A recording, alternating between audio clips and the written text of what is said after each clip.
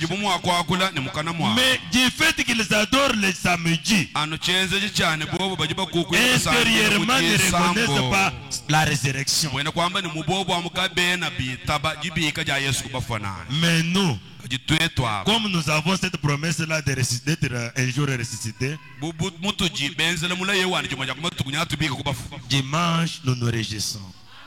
Je salue encore tous les serviteurs de Dieu qui sont à côté. C'est bien né, quelques-uns ont pris les mêmes faits, ils l'ont allumé partout.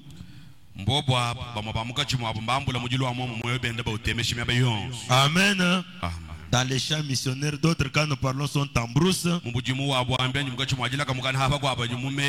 Maintenant nous tous, nous demandons que Dieu nous assiste.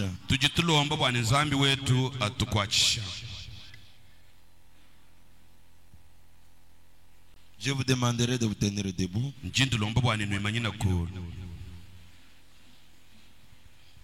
Je vais lire dans Genèse chapitre 2. Je lis le verset 18. Et je saute pour prendre 22 jusqu'à 24.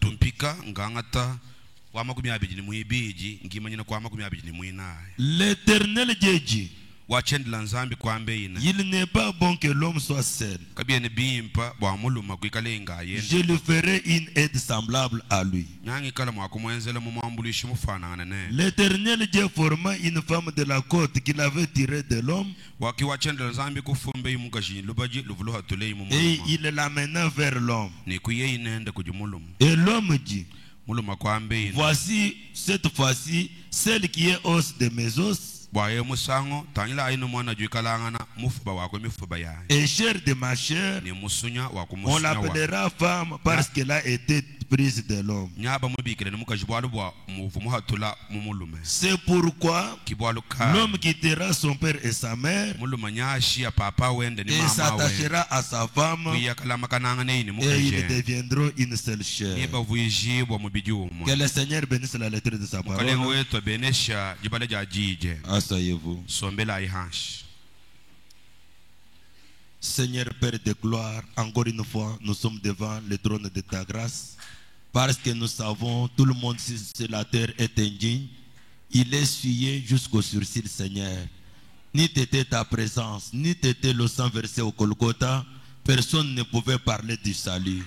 C'est pourquoi ce matin, Seigneur Jésus-Christ, nous sommes très contents, nous sommes très joyeux du fait que toi, l'agneau pascal, tu avais donné ta vie pour que ton peuple puisse être sauvé. C'est pour cela que nous te remercions ce matin, Seigneur. Sois avec nous.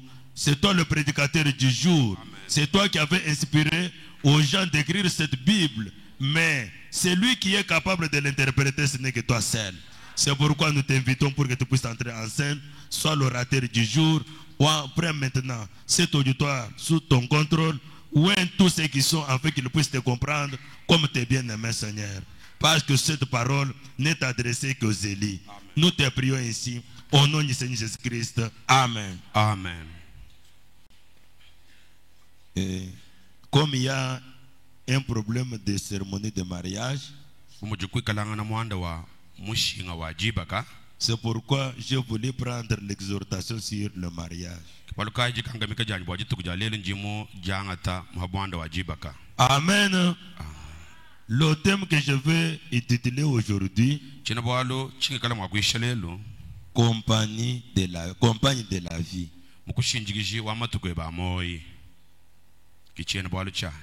Amen. Nous savons que dans la Bible il est dit: il est avantageux que je m'en aille. Car si je ne m'en vais pas, un autre consolateur, le consolateur ne viendra pas. Il fallait que je parte afin que lui retourne. L'esprit de vérité que le monde ne peut recevoir parce qu'il ne le voit pas, Et parce qu'il ne les voit pas. Il ne les connaît pas. Mais vous les connaissez, vous les voyez, il est avec vous, il sera en vous. Il sera à nous pour combien de temps? Jusqu'à la fin des temps. Voilà le premier consolateur. Voilà le premier compagne de la vie. Mais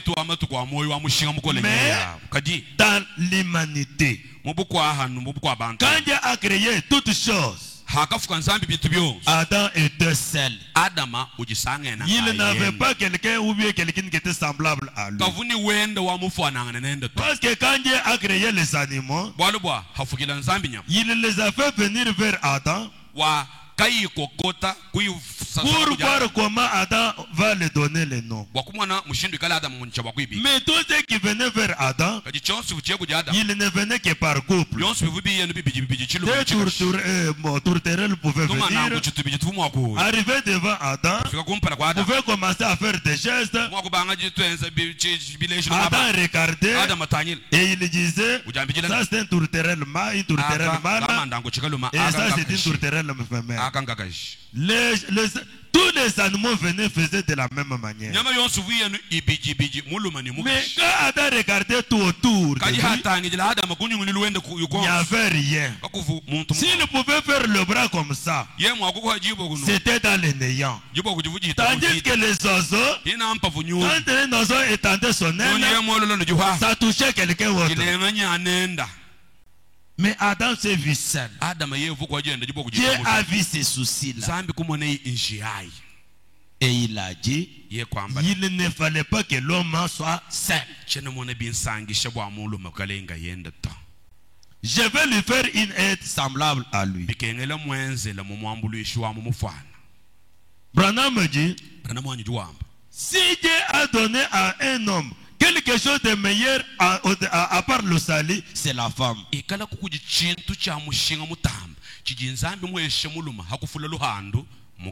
cette femme qu'il l'avait donnée là, c'était une femme jolie, charmante, qui pouvait faire la joie à son mari. Et Branham me dit, j'ai vu un dessin quelque part où on a dessiné Ève qui n'avait pas même une forme, une bonne forme. Je refuse cela. Ève était une très belle femme. Écoutez d'abord ce qu'il dit dans le message de la loi, paragraphe 37.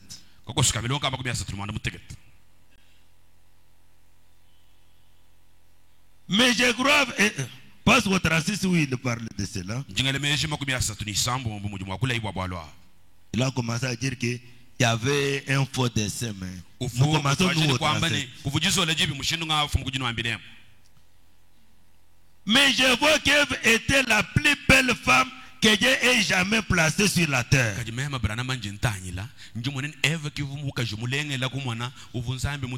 peux la voir assise là, avec des yeux bleus comme les étoiles,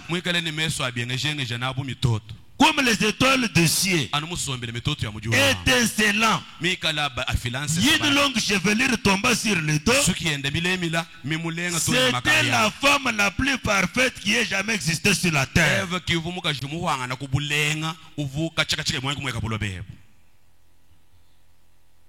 Amen. Ève était la femme la plus parfaite.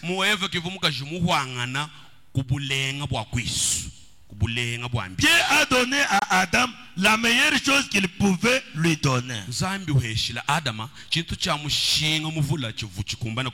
Et il continue pour dire, Adam l'a prise à ses bras et il a dit, elle est chair de ma chair, os de mes os. Alors qu'il se tenait dans les bras, qu'il se tenait là, bras dessus, bras dessous, dans le jardin d'Éden, le Dieu Tout-Puissant a célébré la première cérémonie pour laquelle un couple a été uni. C'est Dieu qui avait uni le premier mariage. Et ici nous pouvons dire, si nous sommes en train d'unir, nous pouvons unir le corps, mais Dieu unit l'amour à l'amour. Ici on peut nous tromper. On a fait beaucoup de couples qu'on a consacrés. Quelques temps après, personne n'honore ce qu'on a fait. L'homme se voit lui indépendant. 2 ou 3 jours, il a d'autres femmes. Mais si Dieu unit un couple, il unit l'amour, le cœur au cœur.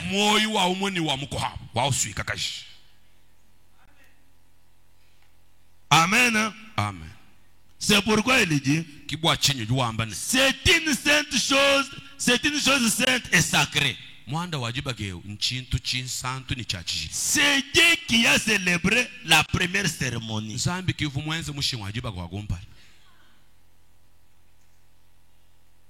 Amen.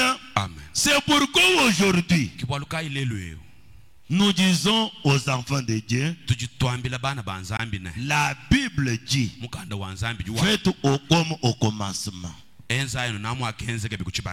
Jésus, quand il parle pour le problème du mariage, il ne s'est jamais référé du temps de David. Il ne s'est jamais référé du temps de Salomon. Mais il dit, n'avez-vous pas lu que le Créateur au commencement, puis l'homme et la femme, les deux ne sont pas deux, ils sont un. Frère Branham dit, si dans vos mariages, vous n'êtes pas un entre l'homme et la femme, c'est que quelque chose s'est impliqué là.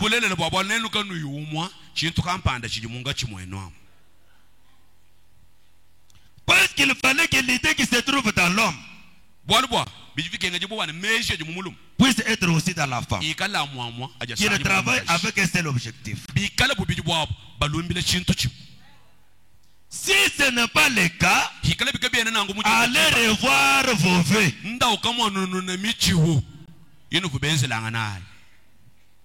Les noces de l'agneau, au paragraphe 49. Et votre mari et vous, vous êtes censés être un. Si c'est le contraire, alors il y a quelque chose qui cloche dans votre union.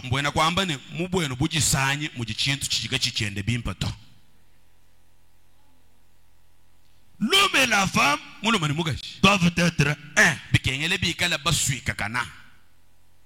travaillant pour un seul objectif, pour avancer leur foyer. Mais s'il arrive que la femme a ce désir, l'homme aussi ce désir, il travaille parallèlement, ce foyer-là est brisé.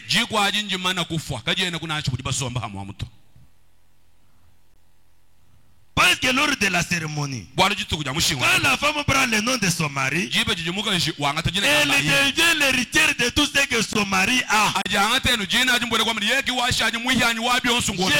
a dit, comme vous êtes déjà fils de Dieu, moi je suis fils de Dieu, mon père est déjà votre père, mon héritage est déjà votre héritage.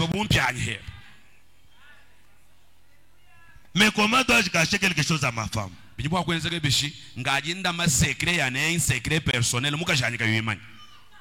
Si c'est comme cela, il y a quelque chose qui cloche quelque part. Son message est venu pour ramener l'essai à l'original.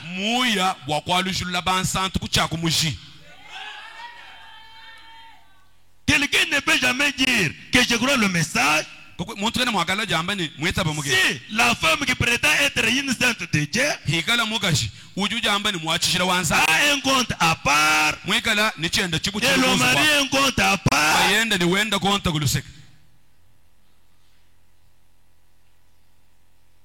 c'est pourquoi nous avons dit la femme, c'est une compagne de la vie. Ce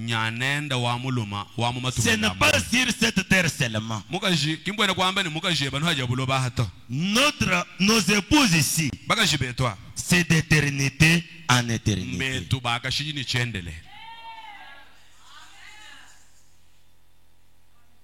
Si ce n'est pas comme cela, c'est que vous ne croyez pas même ce message. Quand vous voyez votre femme et que vous ne définissez pas, voyez votre femme et que vous ne dites pas, c'est l'unique au monde. L'unique au monde. J'étais avec elle dans l'éternité. Nous sommes venus avec elle dans le temps. Nous retournerons avec elle aussi dans l'éternité. Pas une femme qui a une décision de rompre le mariage pour un temps.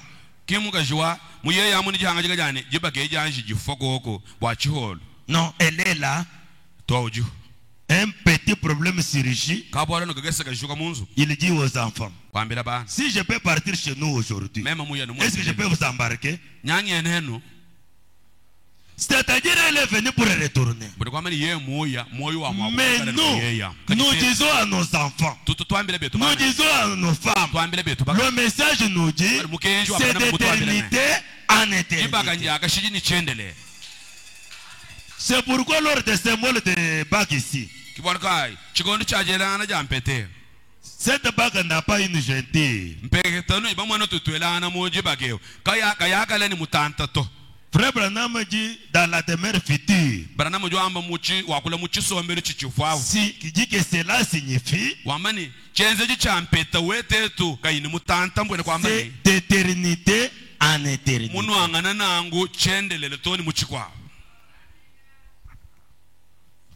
Parent rédempteur. Paragraphe 47. Quand un homme aime une femme et l'épouse uniquement parce qu'elle est jolie, il y aura une fin à cela. Mais quand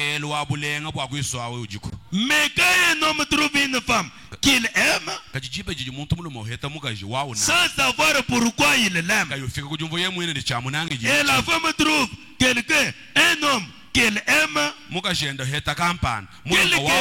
quelle que soit son apparence, il l'aime toujours. Elle l'aime toujours. C'est une compagne éternelle pour la gloire. Ni la mort, ni rien d'autre ne pourra jamais les séparer. Parce qu'ils viennent de l'éternité, ils sont entrés dans le temps et ils retourneront dans l'éternité. L'éternité est tombée dans un corps appelé le temps. Ensuite, cela redeviendra de nouveau directement à l'éternité.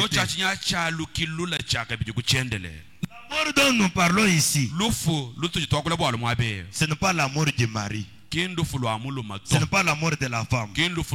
Parce que la Bible dit, s'il y a l'unique chose qui peut séparer les deux couples, ce n'est que l'amour des deux conjoints.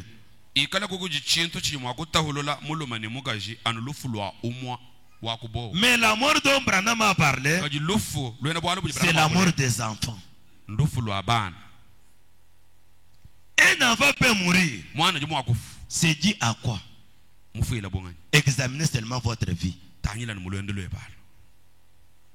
Dieu vous a donné cet enfant pour l'élever. Pourquoi il vous quitte tôt? Examinez seulement votre vie. Si vous trouvez qu'il n'y a rien, dites tout simplement, c'est Dieu qui me l'avait donné et c'est Dieu qui l'a retiré. Mais si vous, les membres de votre famille viennent, toi tu ne fais qu'enterrer. Tu ne fais qu'enterrer. S'il en est ainsi, rompez ce mariage.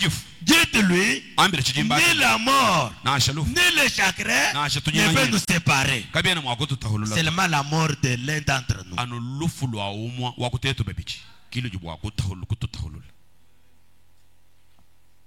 Amen. Amen. Notre mariage, c'est d'éternité en éternité. Je ne peux pas demander à ma femme, aimez-moi, aimez-moi. Non. Même quand je quitte pour aller outre-mer, et je dis à ma femme, je pars, tire-toi attention. Non. Frère Branham me dit, l'amour est automatique.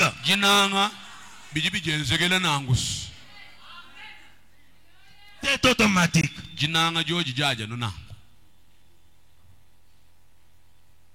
Israël a Kadesh Barnea.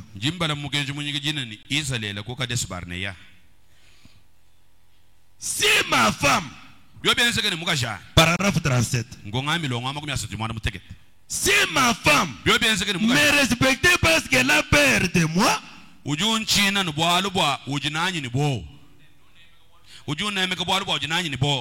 ne serai pas et j'aurais peur de la quitter. Mais elle-même, elle a confiance en moi du fait que je sais qu'elle m'aime. Et elle-même, lorsque je m'en vais au loin, je n'ai pas besoin de dire, eh bien Madame Branham, je m'en vais maintenant te laisser une série de consignes auxquelles tu dois obéir. Tout un tas de consignes. Tu ne regarderas pas un autre homme. Tu ne feras pas ceci, cela. Frère Branham me dit, c'est automatique. Je l'aime et elle m'aime et cela règle la question. L'amour est automatique.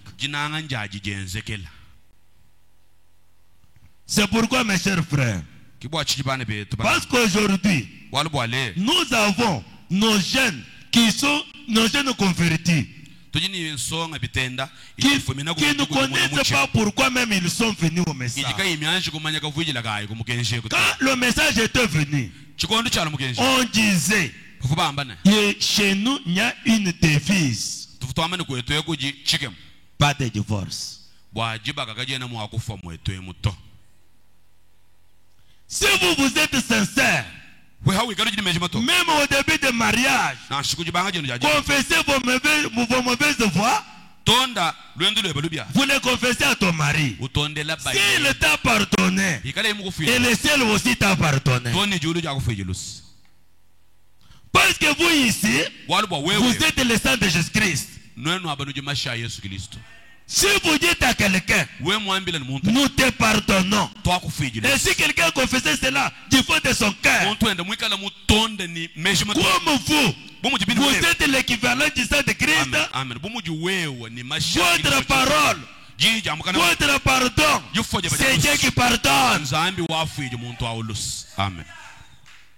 Mais qu'est-ce qu'il fait? L'homme hausse les épaules. Il dit, moi, me tenir devant eux. Est-ce qu'ils sont de ma catégorie? Ils sont de mon rang? Quel rang sur la terre qui est rempli de l'évêque? C'est le rang d'être fils et fille de Dieu.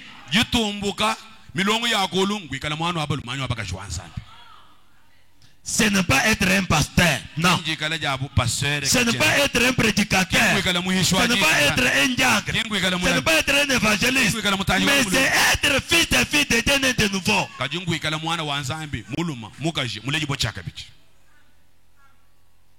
Mais vous dites que moi je ne peux pas me tenir devant eux. Parce que vous ne les connaissez pas.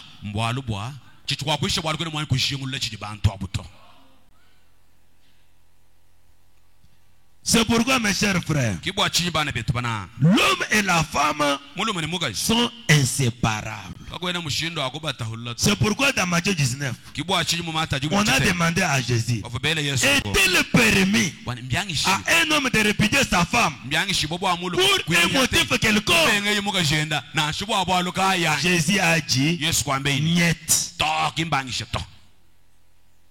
Mais pourquoi Moïse nous a permis? Il dit, c'est à cause de votre dureté. Mais au commencement, il n'en était pas ainsi. Frère Branham dit, vous divorcez parce qu'on vous a piégé.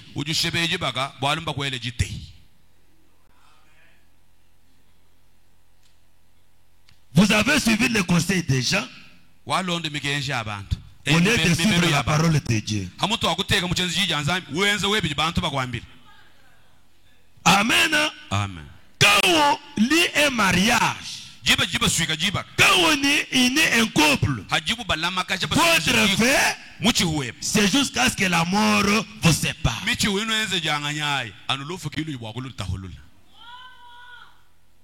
Les œuvres sont l'expression de la foi. Paragraphe 126. C'est comme mon petit éclon dont j'ai parlé hier soir. Elle a reconnu le cri de sa mère. Il y a une grande différence entre le cri de l'aigle et le gloussement de la poule.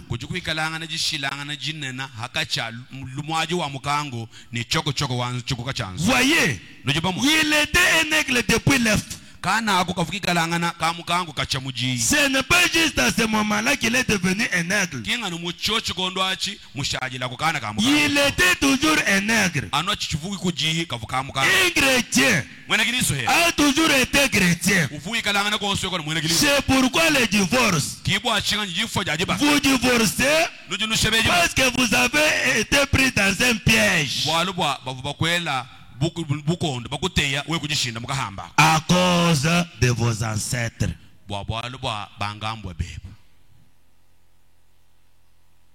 Amen. Amen. Non, dans notre famille ici, comme la femme a fait ça, vous amenez votre femme dans votre famille. Pourquoi?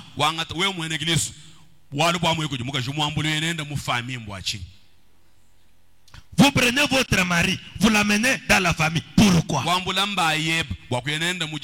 Il y a de ces femmes-là. Il y a de ces femmes. Même si leurs maris ont mal agi, ils envoient déjà des messages chez eux. Quelquefois, la belle-mère ne salue pas encore son beau-fils. Mais toi tu demeures toujours au mariage. Et il est un hypocrite. Tu prends votre femme. Comme ma femme a fait ceci, je l'amène dans la famille. Gégé. Paul n'a pas dit. Paul, pourquoi vous allez plaider devant les injustes? Parce qu'il n'y a pas de sage au milieu de vous. Vous ne savez pas que les sages jugeront même la terre. Non, ma femme a mal agi dans la famille.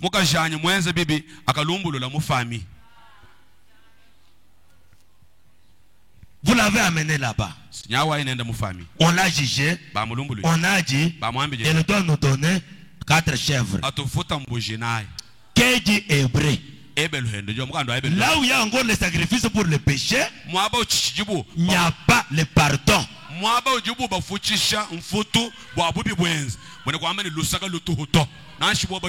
Comme tu as fait ça, tu me donnes des poules, tu me donnes une chair. Pour un chrétien, ce péché-là existe toujours. Il n'y a qu'une seule offrande qui a été donnée pour le péché, c'est le sang de Jésus-Christ. En dehors de cela, aucune autre offrande. Si vous le faites parce que vous êtes des païens, quand vous le faites, parce que vous ne croyez pas.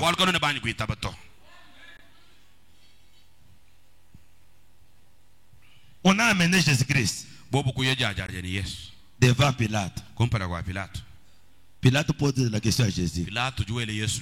Est-ce qu'entre vous et moi, il y avait un problème? Qui t'a amené ici? N'est-ce pas tes frères? Femmes, quand vous étiez dans votre maison là, est-ce qu'on connaissait vos histoires? Mais qui t'a amené ici?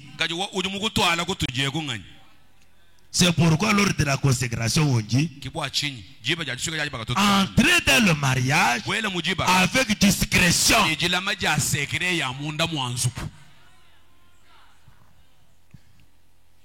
Si vous voyez que je ne peux pas tenir, n'acceptez pas pour continuer votre mariage. Si vous savez que vous avez encore trouvé, tu ne gardes pas les secrets. Ne permettez pas qu'on consacre. Parce qu'on dit qu'il faut y entrer avec révérence et avec quoi aussi? Discrétion.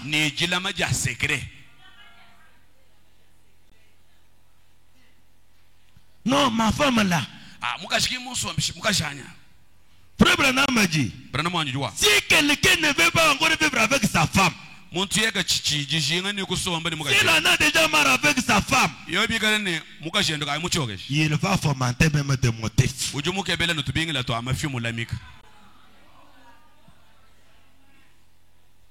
Au commencement, il n'en était pas ainsi. Guité octobre 58.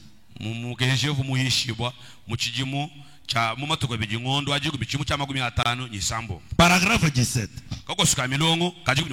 Et aujourd'hui, nous avons des traditions. Bien dans notre passage de l'écriture, nous voyons ce soir qu'il disait, nous est-il permis de répéter notre femme pour un motif quelconque?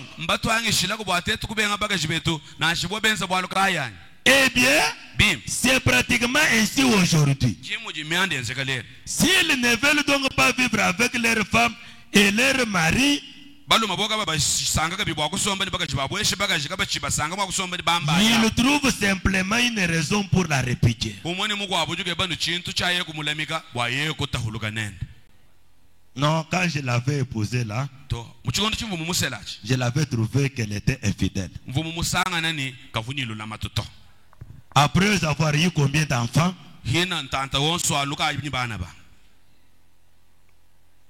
Pourquoi ce motif-là est cité aujourd'hui? Amen. Nous devons être sincères. Et un prédicateur vient ou un magistrat le marie avec un autre.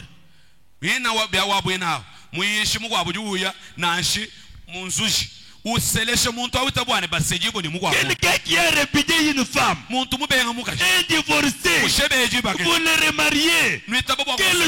Quel ministère que vous avez?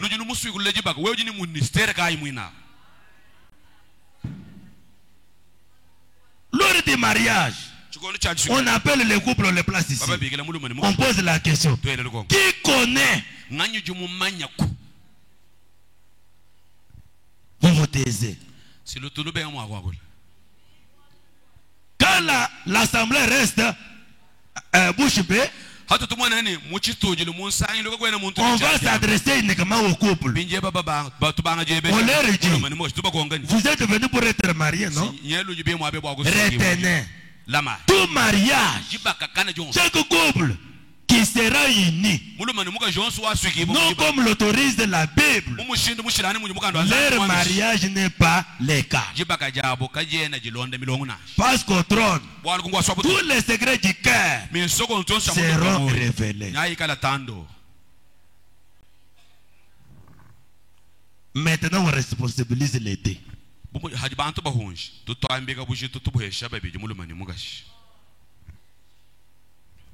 Non, quand j'avais cette femme-là, vous avez que cette femme-ci, c'est une femme chassée. Vous voyez que cette femme, c'est une femme à répudier. La Bible dit, c'est lui qui épouse une femme répudiée comme adultère. Mais quel ministère as-tu? Ministère de la prédiction. Et la Bible dit, malheur au prédicateur qui écarte.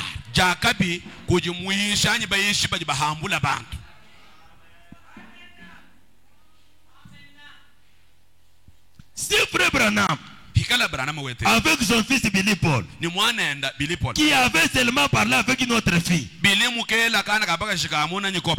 l'a dit, mon fils, à l'état où vous étiez avec elle, vous êtes déjà un divorcé. Que vous l'ayez connu ou pas, que vous ayez couché avec elle ou pas, tu es déjà divorcé.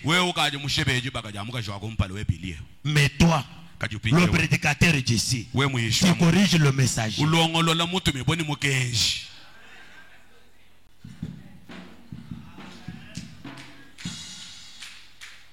Amen. Amen.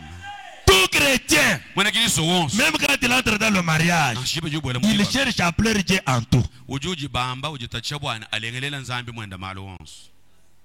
le monde, vaille que vaille.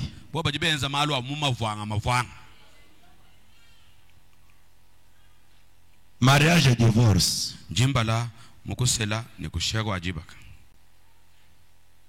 Paragraphe 37. C'est 57. Jésus a été confronté à ce passage des Écritures. Confronté à cette question au tout début de son ministère.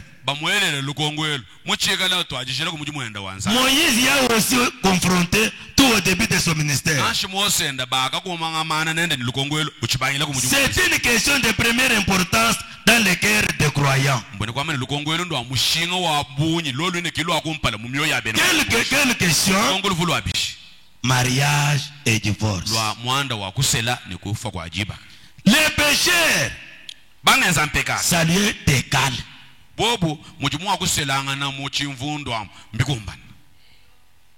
Un pécheur salué décale. Il peut quitter ici avec son vélo, aller à Académie, il peut trouver une autre femme. Non, je ne suis pas habilité à nettoyer les habits chaque fois.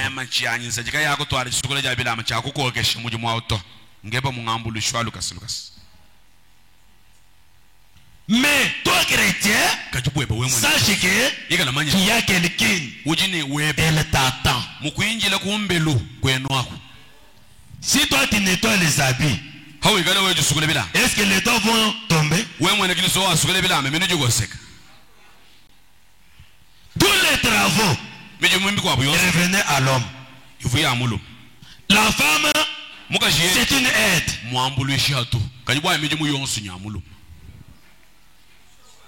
Là, en son absence, un jour, frère Branham est préparé pour, s'il pouvait trouver les enfants qui plairaient, il les préparait.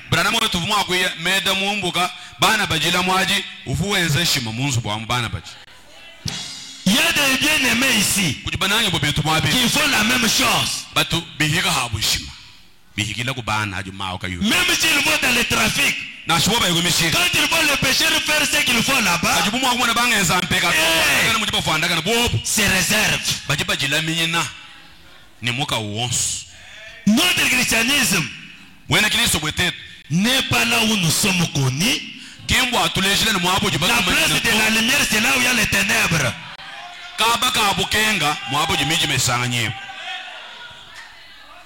Non, quand vous êtes parmi les saints, vous êtes saints. Mais quand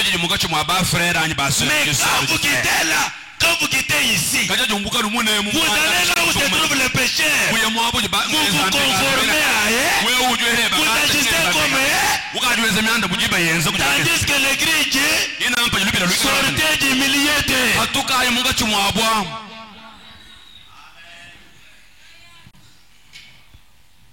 Pour un chrétien, C'est une question d'importance capitale. Mais pour le péché, salut est égal. Par contre, ça n'est pour les croyants. Parce que les croyants cherchent à faire tout ce qu'ils peuvent pour vivre correctement devant Dieu.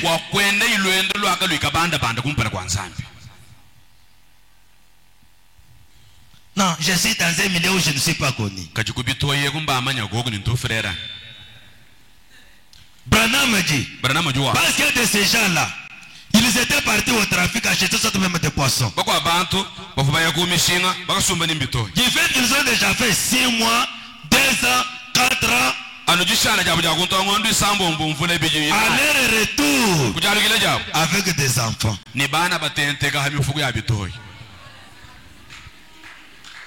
Frère Branham dit, si vous avez un autre enfant qui n'est pas de votre mariage légitime, c'est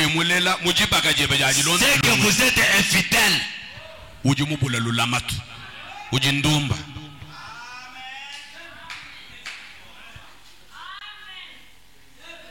Amen. Amen. Si vous avez notre enfant qui n'est pas de ce mariage donné, vous êtes adultère. Ne vous encouragez pas. Amen. Amen. Ne vous encouragez pas. Le ciel n'a qu'une seule porte d'entrée. Cette porte-là, c'est le Seigneur Jésus-Christ. C'est la parole et c'est le message que vous écoutez.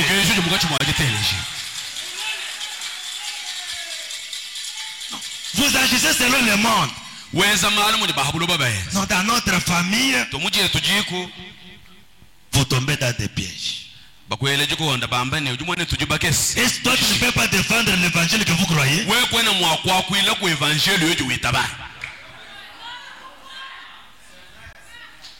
Je suis un chrétien.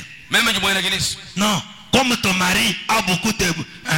nous importune beaucoup, nous cassons.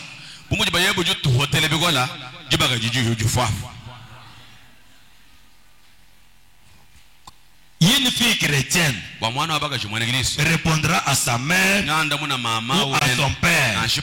Maman, mon vœu, c'est jusqu'à ce que la mort nous sépare.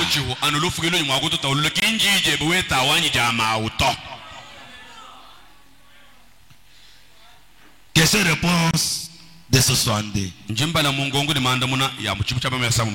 62 Sahar, paragraphe 44. Amen. Amen. Parce qu'il y a des gens qui viennent, on consacre le mariage. 3 ans, 4 ans, ils rompent le mariage.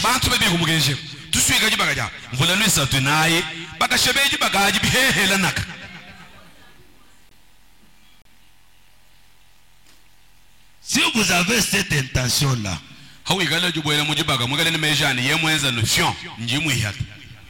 avec quelle écriture?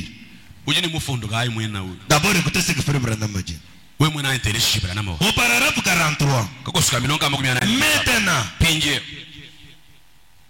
quant à dire simplement, Frère Branham, je me suis marié à ma femme, mais elle est une non-croyante. Voici une sœur croyante, je peux l'épouser. J'ai l'intention de quitter celle-ci afin d'épouser celle-là. Frère Branham dit, non, certes, non. Votre vœu demeure jusqu'à ce que la mort vous sépare. Il n'y a rien d'autre au monde ne vous permettra de vous marier jusqu'à la mort de votre conjoint. C'est le seul motif. Il n'y a pas du tout moyen de se remarier à moins que le conjoint ne meure.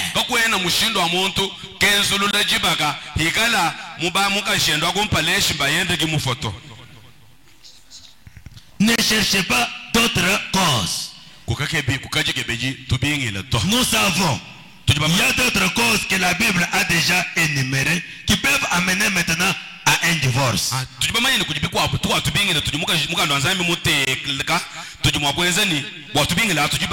La première cause, l'infidélité.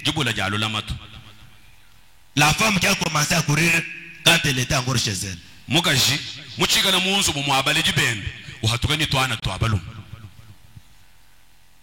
Frère Branham dit, dans le message, les 5 identifications de la vraie église. Mais je n'ai pas retenu le paragraphe maintenant. Il y a des gens qui disent, il y a un produit. Quand vous prenez ce produit-là, même si vous étiez déjà vierge, vous redeviendrez vierge. Frère Branham dit, ça peut se faire, mais qu'est-ce que votre conscience?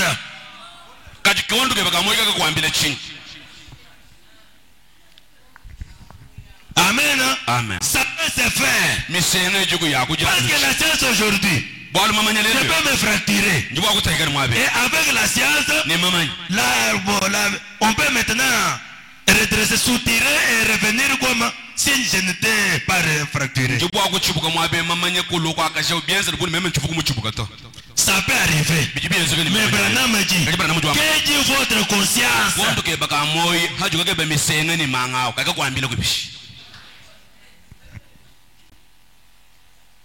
C'est pourquoi, mes chers frères, Frère Branham a dit, quand vous entrez dans le mariage, ne vous y entrez pas avec légèreté. Priez. Cherchez que Dieu vous donne votre mari. Que Dieu vous donne votre femme. Ne précédez pas avec des songes.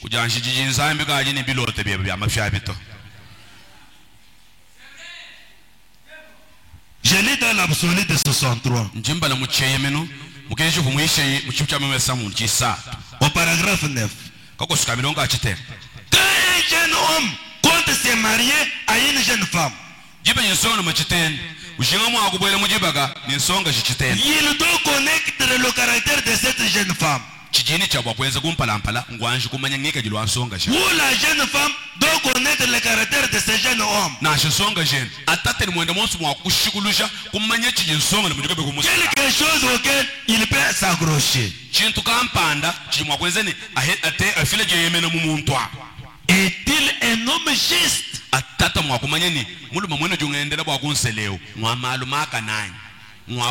Sera-t-il pour moi le genre de mari qu'il faut? Cette femme me donnera-t-elle dans la vie ce que j'attends d'elle?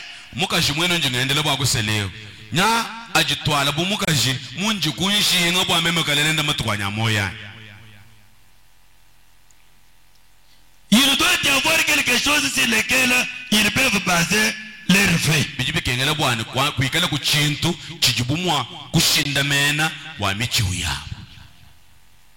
Et il continue pour dire, si cela n'est pas là, ne vous mariez pas.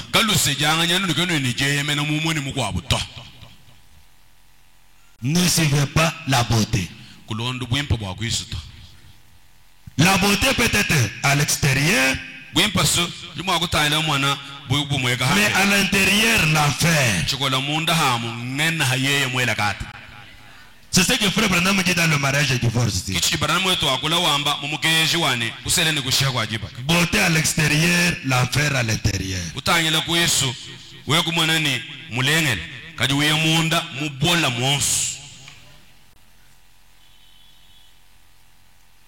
Le message, une trompette qui rend un son incertain. Njimba la mumugereje mwegejene ni mpandalala umvuisha mwaji wakakuyi mushindwa kumanyeni ujuamba chinyito. Au paragraphe 65. Kosuka milonga makumyasamu munikita. Toute femme qui va épouser un homme Muka juwan suju sejibo kujumulum. qui n'est pas certaine de cet homme-là, Usejibo kuji kaimwanji kutuishibo ni muluma aone kiwen. ferait mieux de le laisser tranquille. Cha kwenze chimpa ngulekela muluma autalala. Kwende legend. Et tout homme Ni muluma wonsu. qui va épouser une femme Ujuyoka selenso. et qui n'est pas certain d'elle, Kayen mwanji kutuishibo menenenen. ferait mieux de la laisser tranquille. Cha kwenze chimpa ngulekela muka juju kimwanji Vous kutuishibo. ferez mieux de bien prier là-dessus. Vibikengela wikala musambi na babwalo hapo. Jusqu'à ce que Dieu vous exauce. To ni havunzambi ni chabwa. Alors, Jiba. ce que Dieu unit, Chijinzambi gaendo la magali. que personne ne le sait pas. Muntu na shama mwambane nganyika chita hululuto. Non, Ta. toi tu n'es pas docile, tu n'es pas. Toi, ta femme est têtée. Webo mukashi. Ujini mutu mukole. Têtée en quoi? Ujini mutu mukole mchi. Elle est là pour plaire à qui? Ujuko wakubwa kulisangi shikulengelele. Elle est la femme de qui? Ye mwena mukashi anganya juambane nyumutu mukole we wanaga. Branham dit, Barana majuwa. la femme Mukashi. n'est que la femme d'une seule personne. Ujui kalana mukashi wa muntu no muehele. Mwene yuje no umu. Ah, on dit que les branhamistes disent que la femme n'est pas une femme de la famille. Batusombela batuamane. Bena barana bebe bambane wetu mukashi kingwa abagishi. Kingwa abagishi. C'est exact. Wetu mukashi kingwa abagishi. Notre femme Wetu mukashi. n'a qu'un seul mari. Ujine mba yenda lumuehele. Chef uje no umu.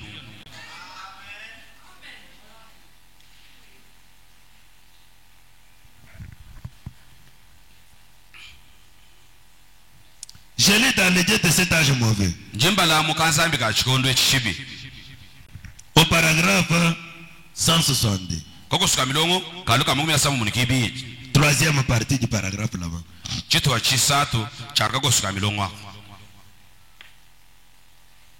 Bon, je peux lire même tous les paragraphes. Tuba ko bana ko suka milongo. Maintenant, regardez. Pinje utanyila. Si une femme va quelque part Mukashi yemwe mabakampa. et qu'elle est mariée avec un homme Chikola mweka na kai musejiboni. et qu'elle va quelque part Ye kuyemba bamukwa. et a des rapports avec un autre homme, Ne kashale ni muluma mukwa abika yemba yen. qu'elle a une liaison avec lui, Mwekala ni malanda ni muluma. ou puis qu'elle revient vers son mari, Hashish ye kwa alikela kujiba yen.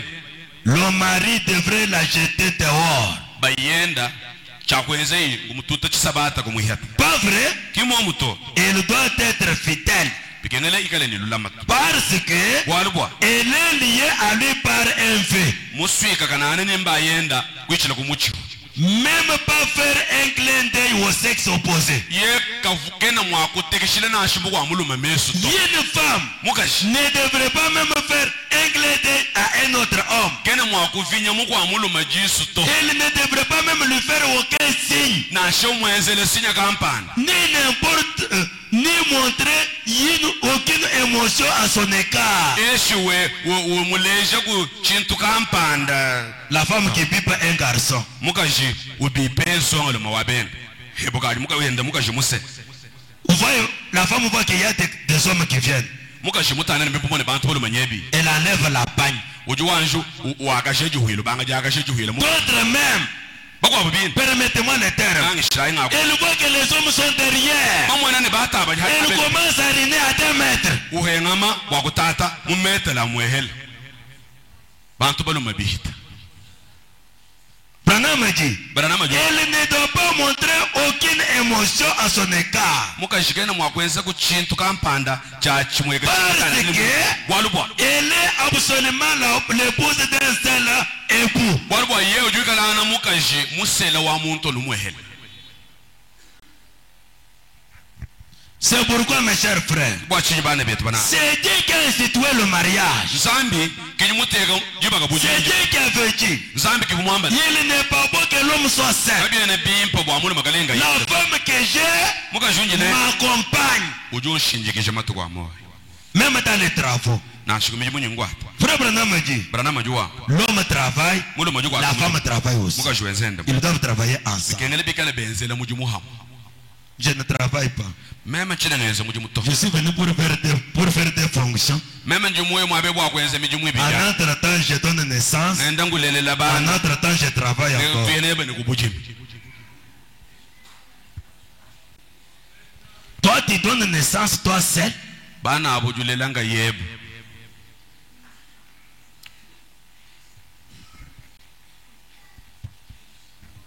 Amen. amen La femme travaille et le mari travaille aussi. Branham ajua ambani buluma kwata mujimu muka shikwata mujimu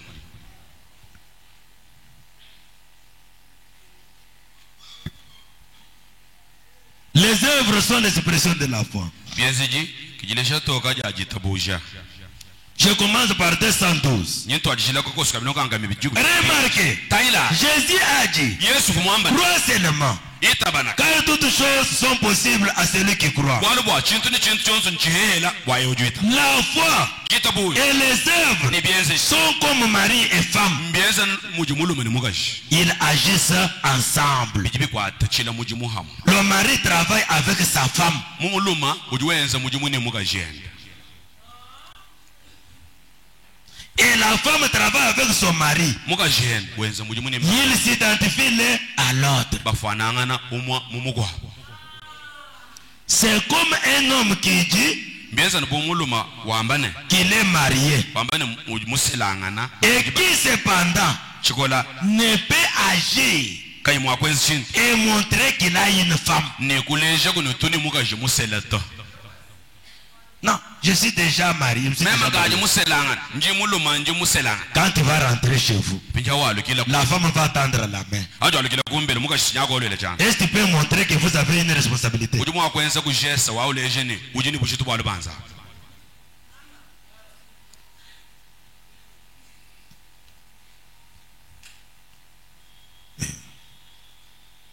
C'est comme un homme qui dit qu'il est marié byenza bumuntu muluma wambane uji bujiba et qui cependant ne peut agir et montrer qu'il a une femme. chikola kayimwa kulesha kumuchenze jini muluma walubanza jini Vous douteriez de son affirmation.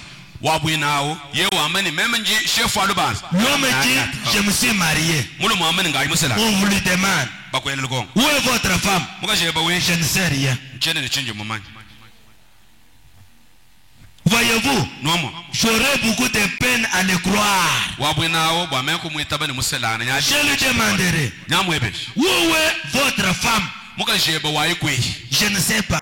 chena mumanye kujimu yeto uluma kayimanye kujimu kashenda La femme quitte la maison. mukashihatoka kumbe Ne dit pas à son mari là où elle part. kayula yemba yenda ni shefu nyamwa bakampanda to Où est partie ta femme? Je ne sais pas. mukasheba mwekwe kimuyehenda mumbanza kimuntu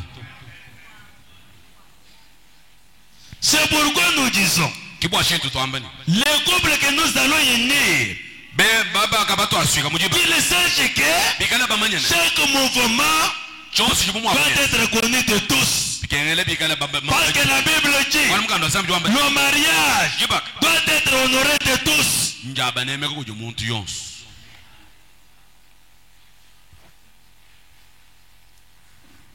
Il continue pour dire, brana mujutungulukani jakola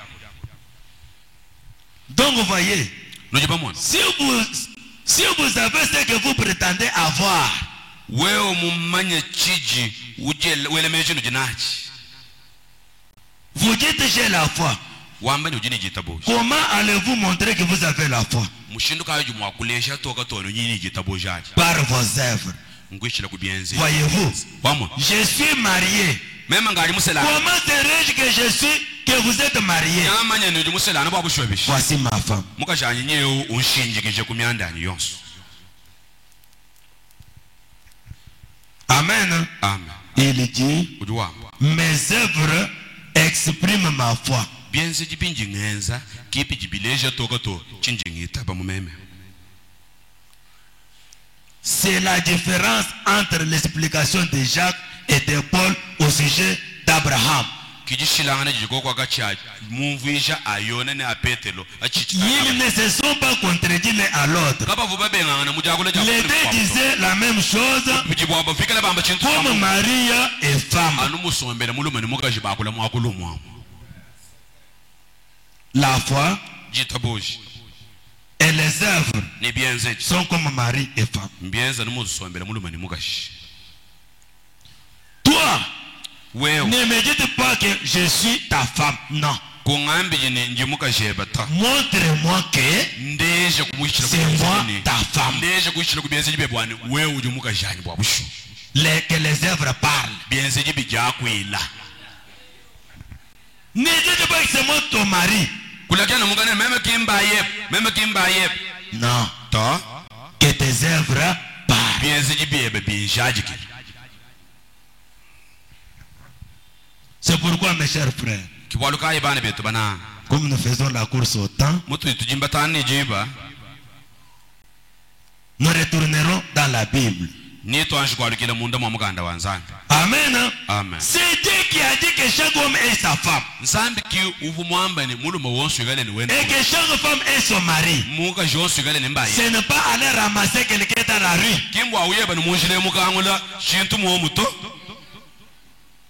C'est pourquoi on pose la question.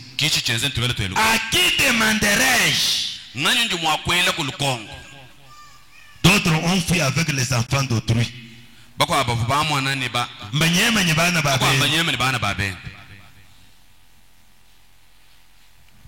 Amen. Il fallait que les responsables confirment.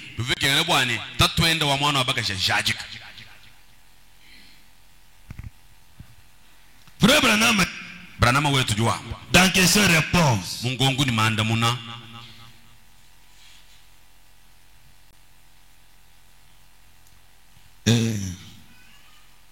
pour éviter de vivre dans le concubinage,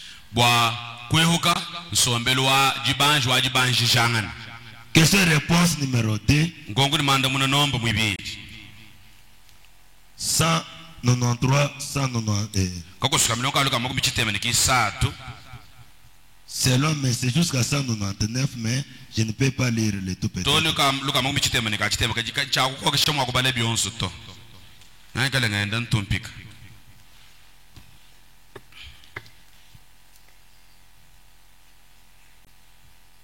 On avait posé la question à Frère Branham. Frère Branham, quelle est la signification d'une rupture? Les gens sont-ils libres de se remarier ou est-ce simplement un autre mot pour désigner le divorce?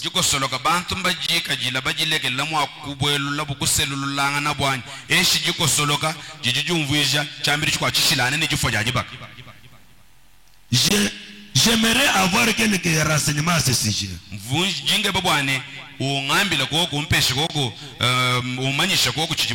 Certainement ils sont mariés. Étant donné qu'ils ont fait un vœu, ils sont mariés. C'est comme un gars pour un garçon. Si un garçon de bonne foi promet à une jeune fille de l'épouser, il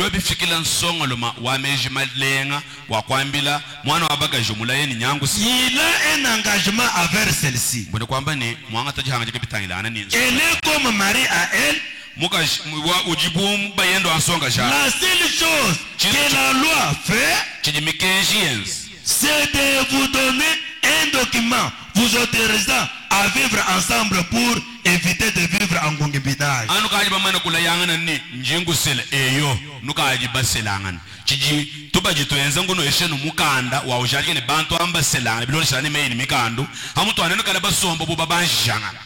un homme dit à une femme, je vais t'épouser chérie, je vais te prendre pour femme, à ce moment-là il est marié. Votre vœu est sacré. Au marché, une fille, maman, arrête-toi.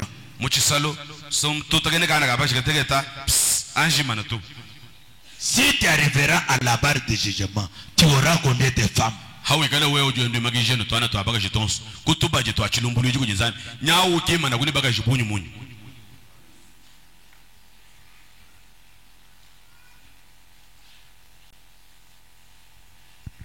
C'est ce qui vous marie de toute façon. Michi waiki je suiga mujiba. Il n'y a aucun prédicateur, aucun magistrat, ni personne d'autre qui puisse vous marier. C'est le vœu que vous faites personnellement à Dieu et à cet homme. Quand vous faites ces vœux, vous êtes mariés.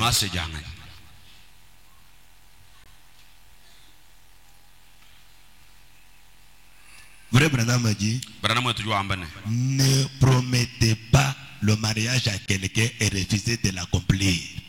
Frère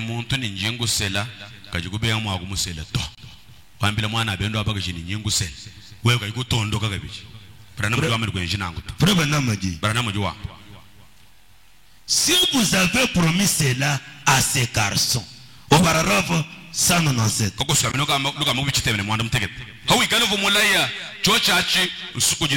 vous êtes obligé de le faire. Si vous en épousez un autre, après avoir pris cet engagement-là, en tout cas dès cet instant,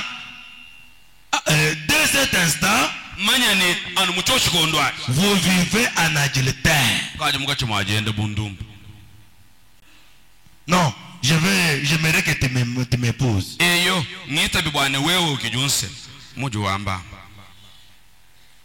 Demain le lendemain, c'est l'autre. Frère Branham a dit, si tu agis comme cela, tu commets déjà adultère. Ne faites pas servir à qui que ce soit. C'est pourquoi mes bien-aimés, si les enfants de Malachie 4 croyez réellement ce message, leur vie devrait être modèle. Ne promettez, ne faites lever à qui que ce soit.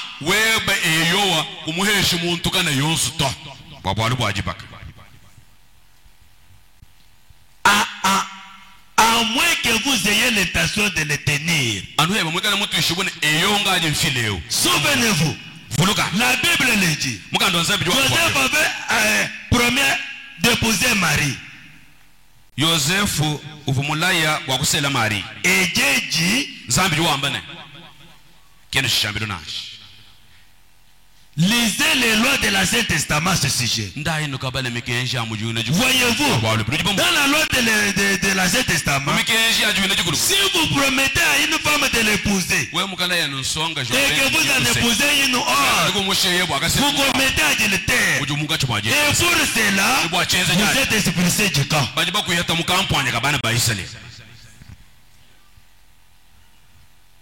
Mais si on pouvait l'appliquer aujourd'hui, et avec la multiplicité des tabernacles, non, là-bas, ils sont tellement durs. Peut-être on n'a pas encore compris les Écritures.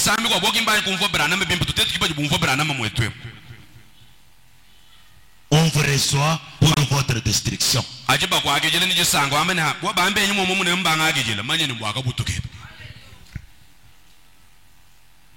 C'est pourquoi, mes chers frères, j'avais encore d'autres choses à ajouter, mais comme le temps déjà fait défaut, écoutez ce qui est dit. Dieu a dit, il n'est pas bon que l'homme soit seul. Je dois lui faire une être semblable. Parce qu'Adam, après avoir nommé chaque créature, il n'avait pas trouvé un être semblable à lui. Et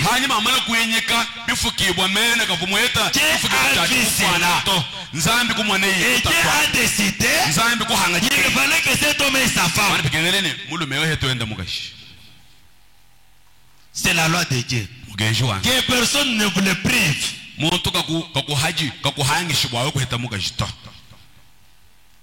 Si vous avez l'occasion, épousez. Dans Timothée, 2 Timothée, Paul dit, j'aime que les jeunes se marient. Qu'ils aient des enfants. Au lieu de donner l'occasion à l'adversaire. Paul dit, si vous voyez que vous ne pouvez pas vous contenir, entrez dans le mariage. Mais conformément à la Bible.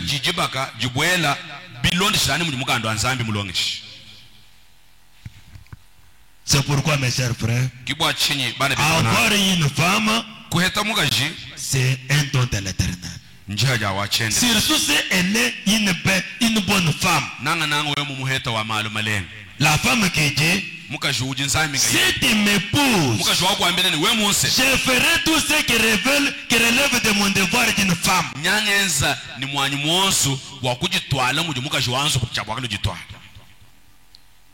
J'étais parti participer à une cérémonie de mariage du côté de Kassans. La femme étant devant, on pose la question, vous promettez, qu'est-ce que vous promettez à ces garçons? La femme dit, chérie, je te serai fidèle si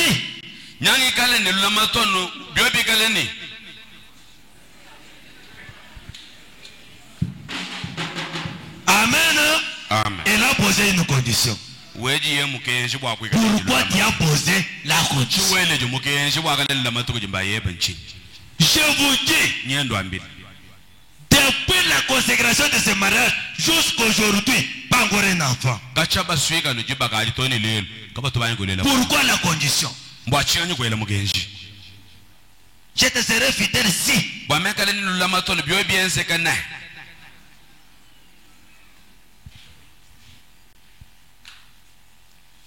Le mariage est une étape. Comme que vous avez choisi ces garçons et que vous avez trouvé que voilà le mari qu'il fallait, la chose que vous promettez à cet homme, la chose que vous promettez, c'est votre amour. Un amour qui ne sera jamais séparé. Je te promets ma fidélité. Je te serai loyal. Je ne regarderai à aucune autre personne. Et tu fais cela, tu déclares cela devant les peuples de Dieu. Quand nous parlons ici, il y a des témoins visibles et les témoins invisibles.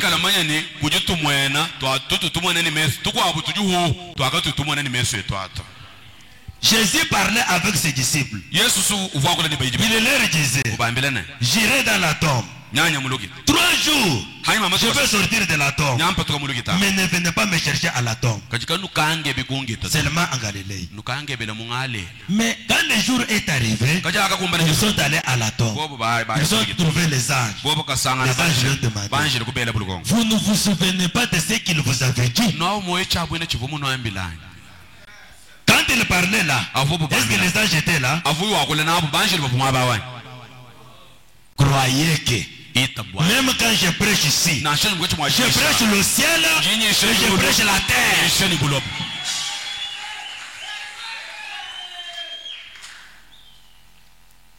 Quand vous faites votre vœu, ce n'est pas de la blague, que c'est là pour sortir du fond de votre cœur.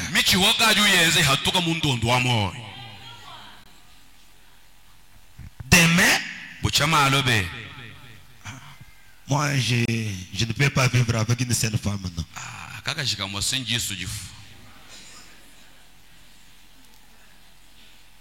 Amen. Amen. L'erreur, parce que vous êtes tous devenus des prédicateurs. Avec vos téléphones là-bas. Et pourtant, frère Branham a dit, pour la brochure de mariage et divorce, cette page ne doit tomber que dans les mains des responsables. Il dit cela dans 3e Exode.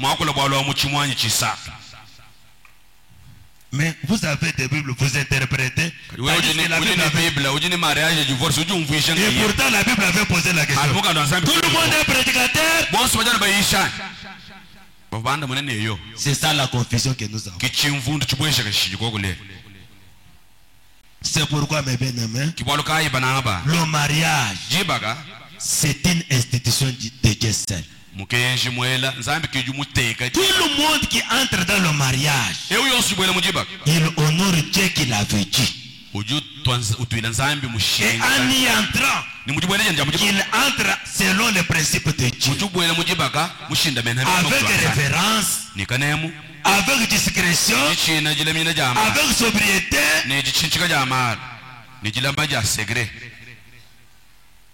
et non plus comme une satellite.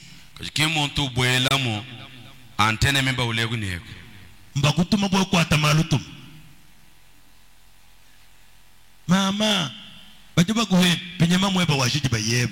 Chubwa musomba kujibak.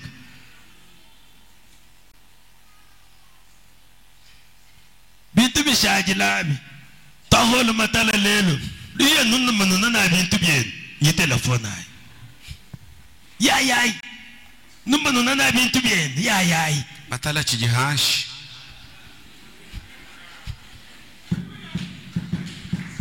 Amen.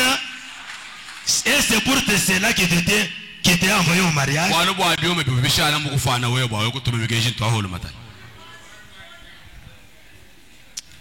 Amen.